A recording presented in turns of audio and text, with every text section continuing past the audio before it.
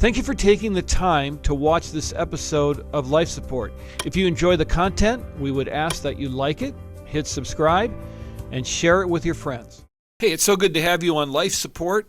What we do on our podcast, on our show, is we tell stories. We love to talk about how Jesus redeems in any situation. And I hope that this will be an encouragement to you today as we talk more about life stories. And our very special guest we have with us is Marlin Meszaros. He's with Damascus Way, and we'll talk more about that as we go as well. Marlin, thanks for being here. Thanks for having me. It's great to have you. You're involved with, before we dive into your story, let's talk a little bit about Damascus Way, and just tell me what they do and why it's important.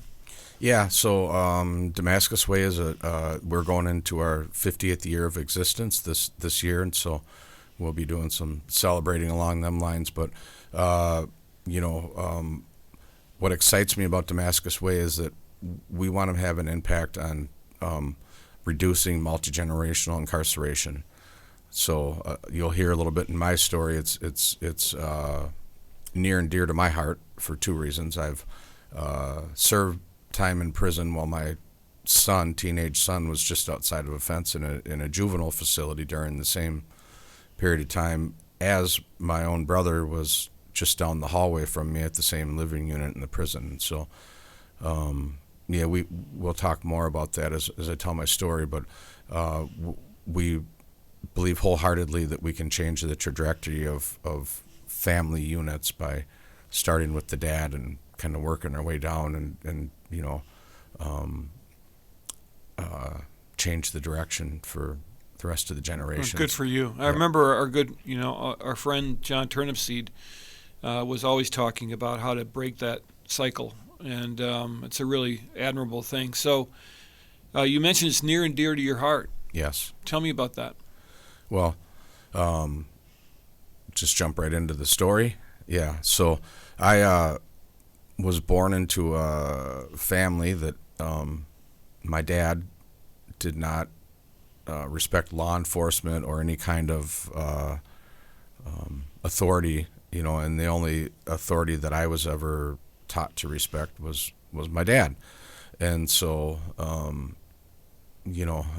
from my earliest ages, I didn't have any respect for law enforcement, and rules didn't apply to me, and all that stuff. My dad didn't value like education.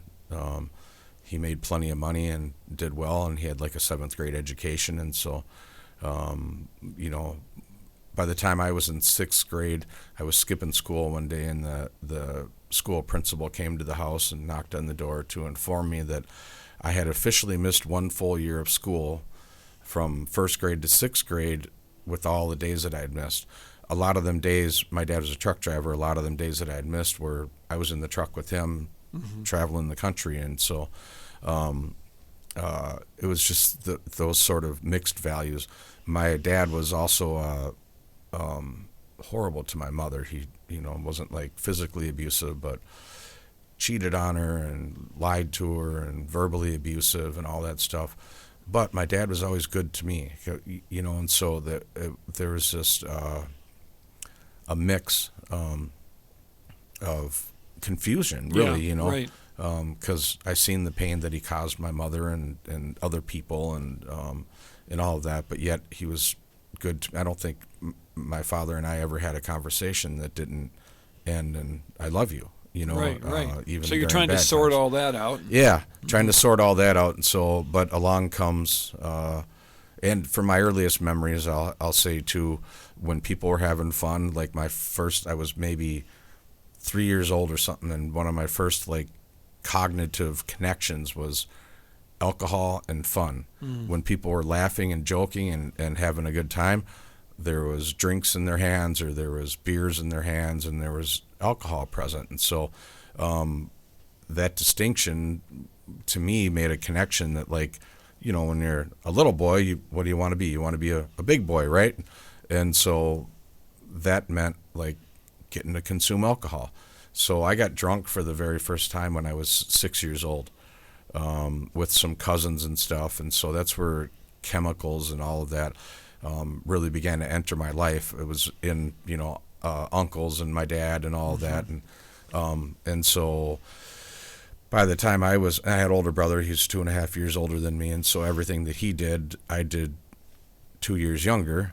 By the time I was 12 years old, I was smoking pot almost every day and drinking regularly and doing all that stuff. At 12 years old? At 12 years old, yeah. Yep. It's never too early to ask your kids, is it?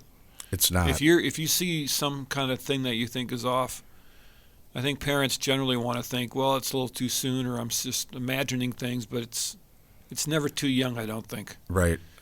Definitely. To have those conversations with your kids. Well, to have the conversations and also to honestly be an example. So Yes. all the examples that I seen Yes. promoted it. Yeah. My example for my kids is how to lay on the couch. Yeah. And watch TV. I think I'm doing really well at that. Yeah, and eat some ice cream. There you go. See, now you're starting to get to know me. Yeah. So I'm sorry to interrupt you. That's So fine. You're 12 years old and you've fallen into these habits now. Yes. Meanwhile, my parents are getting divorced by then. My mom had finally, enough was enough for her. And but my two best friends, they were twin brothers. Their mom was an alcoholic, worked at a local bar, and but she found Jesus and she was radically saved. And so this is like probably 1983, 84, I don't know, somewhere in that time. And so if I wanted to hang out with my best friends, we were going to be doing some church stuff, right? I was baptized, as I think at like 2 years old in a Lutheran church, and had been to some Christmas services and maybe some Easter services, but really that was about it. There wasn't much.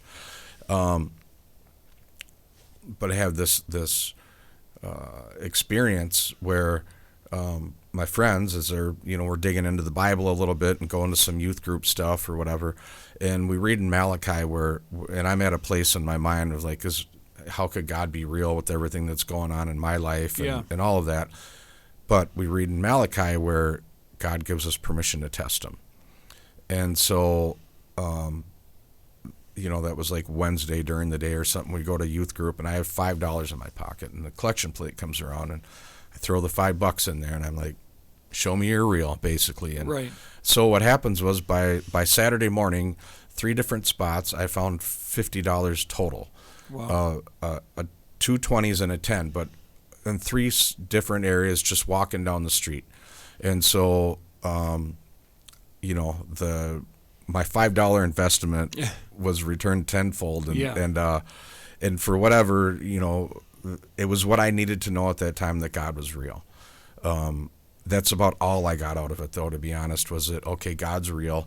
It didn't change my. I mean, I accepted Christ into my heart, but the pursuit of God was starting to. There was a seed planted. Yeah. There was a seed planted, and I think it along the way it changed some stuff. I don't think I wasn't nearly as angry as my older brother was throughout year. Like I didn't have the not nearly as much violence and that sort of stuff. And I don't, can I attribute to that? I'll give God credit for it. Sure. Yeah. Yeah. But my friends, they moved away. They moved to Oregon. And so I didn't have that connection anymore. And so then it was just my brother's older friends and drugs and whatever. And so I eventually would move to Kansas when I was 15 years old. My dad bought some land down there, and I was already in trouble for minor consumption tickets, and I'd been to detox, I don't know, 2 or 3 times, and me and some friends, when we were drinking, broke into a school and stole a old Apple IIe computer out of there or something, and got caught for it right away because somebody walked up as we were like crawling back out of the window or whatever. But long story short, the judge said that if I was going to come to his courtroom again, I should have my toothbrush and a change of clothes because I wasn't going home. And so my dad thought that the best thing he could do was get me out of the area and get me back out into the country, is what his thinking was. Sure. So that's what we did. I moved down to Kansas with them. But by the time I was 16 years old, I had a my oldest daughter was born. We moved down there and told everybody down there that I was 18 years old. I was only 15 at the time, and so because I didn't want them to force me to go to school or do any of that stuff. And so my dad was still driving truck over the road, him and his then new wife or whatever. And so I was at home alone taking care of animals and doing adult stuff for much of the time. And so, but alcohol really took a hold of me during that time. We had a family friend that also kind of stayed with us off and on, and he was an older guy. He was kind of a grandparent figure, but struggled with alcoholism. My dad had thought that he had sobered up and whatever, and so that wasn't really the case, and so we kind of became drinking buddies. He was 70 some years old, and so we'd go out fishing and doing stuff and drinking. And so by the time I was 20, we got married when I was 19, moved back to Minnesota. So moved her from Kansas up to Minnesota. Our daughter Keisha was born, and then it wasn't long after that she was pregnant again with our son Nathan. And I was a chronic alcoholic. It was bad. There was a couple of years there where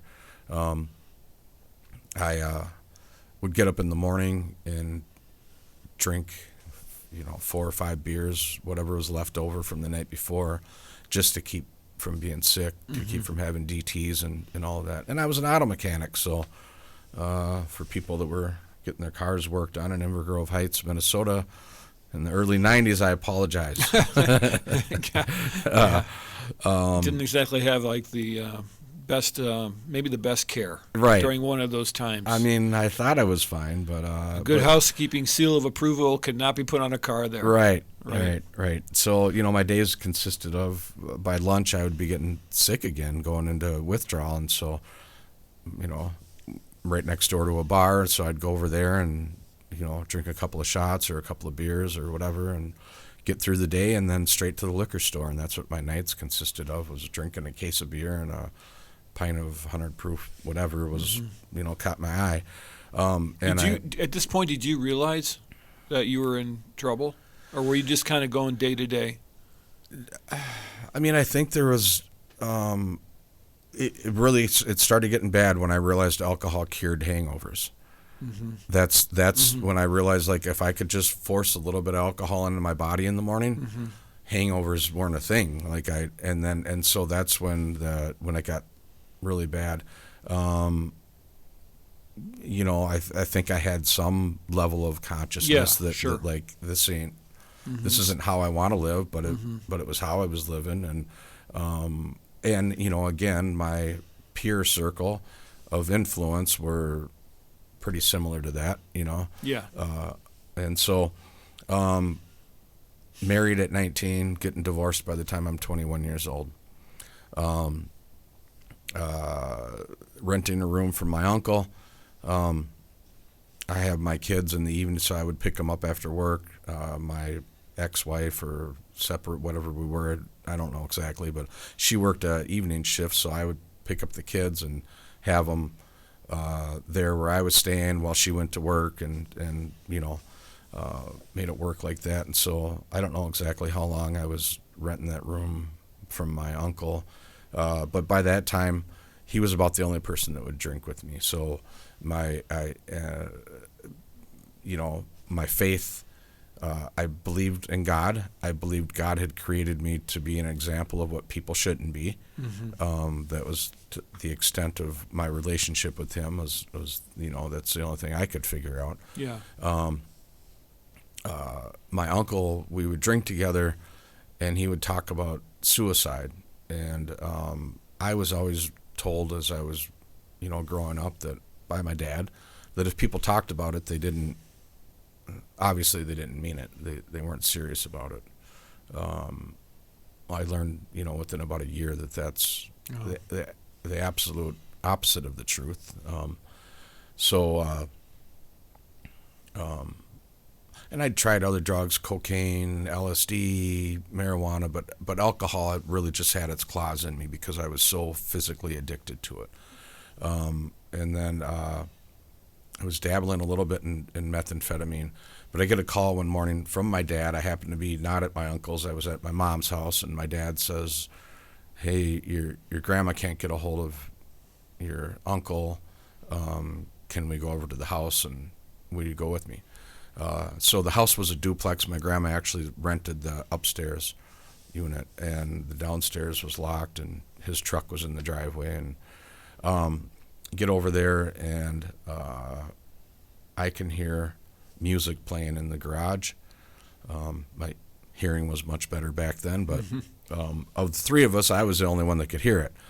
And so, but the garage was locked. I took the handle apart on the roll-up door and raised the garage, and my uncle was hanging from the rafters. Oh, man. And so all of that time that he was telling me that he was going to commit suicide, he would also tell me that I was going to have to be the one that was strong enough to find him. Wow. And here we are. Yeah. You know, and so That's a lot to process. While he's still there, we call, 911, the cops arrive. We did work out of the garage, so there was a substantial amount of tools and all that stuff in there. So while he's still hanging there, they have me do an inventory of the garage.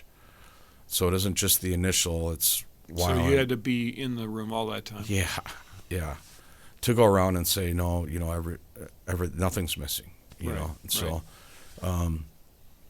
he'd been there about 12 hours, and it was a warm May, so there's an image that's burnt into my brain that just it don't go away. It's terrible. Yeah, and so I had said I was starting to dabble with methamphetamine a little bit.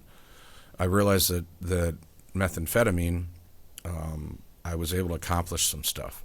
One, I didn't dream. I didn't have nightmares about what I just experienced because I stayed awake, and when I would finally sleep, there was no consciousness of dreams. The other thing was I felt like it alleviated my alcoholism because all of a sudden I didn't have this obsession or need to drink anymore. And lo and behold, people wanted me around. Mm-hmm.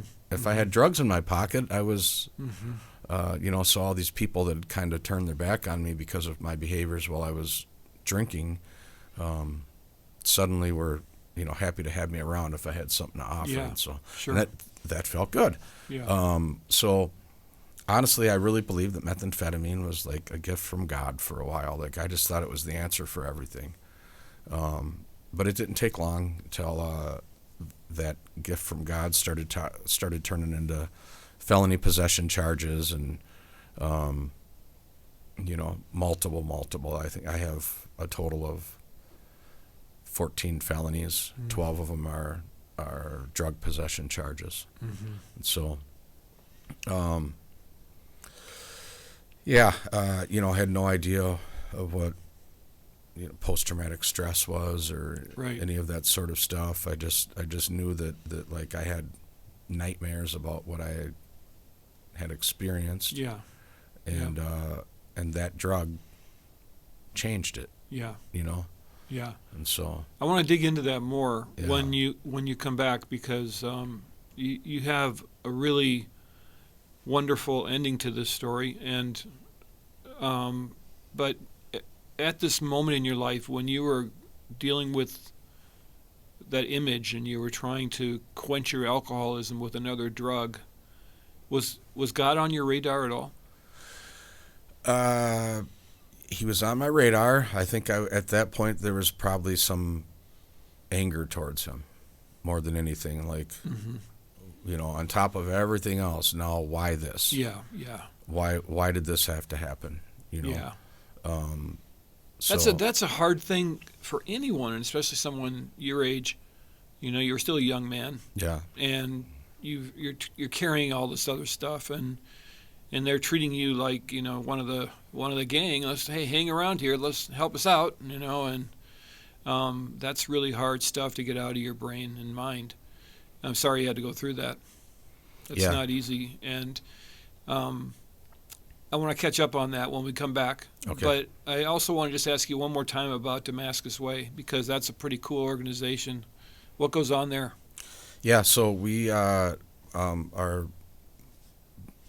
our history, a reentry center, a halfway house for a lot of years. I mean, that's basically what our licensing is under. But we're so much more than that. We offer peer recovery support services. We have a Destiny Services, which is our father's program to help, assist dads become better versions of themselves, so that they can be dads to their kids. We know that directly lowers recidivism if a dad is involved, and we also know that changes the trajectory of the child if a healthy dad is involved, right? So we're intentional about all of that, and we're a faith-based, Christ-centered organization, but we are not faith-forced. And so right. Jesus didn't force himself on anybody. He invited people to follow him, and that's our motto as long as that goes too. If somebody comes through our doors, they're going to see Jesus, yes, and they're going to experience his love without them being forced yes, to participate in stuff, because so that wasn't his motto. what website? How can someone find out more? Yeah, at DamascusWay.com. Okay, that's pretty easy. Yep. I can even remember that. Yep. Hey, listen, I appreciate you sharing your story, and we're going to have you back, and we're going to kind of pick up where we left off. But already, we can see there's a thread of God in that. You go back to when you were very young, and you kind of tested God with a $5 bill, Yeah. which led you to some Christian friends that didn't last necessarily, but you talked about how alcohol kind of had its claws in you. Sometimes God does too. Yeah. And he's not quite letting go, right? So I'm looking forward to hearing what happens next. But thanks so much for being with us. I appreciate that.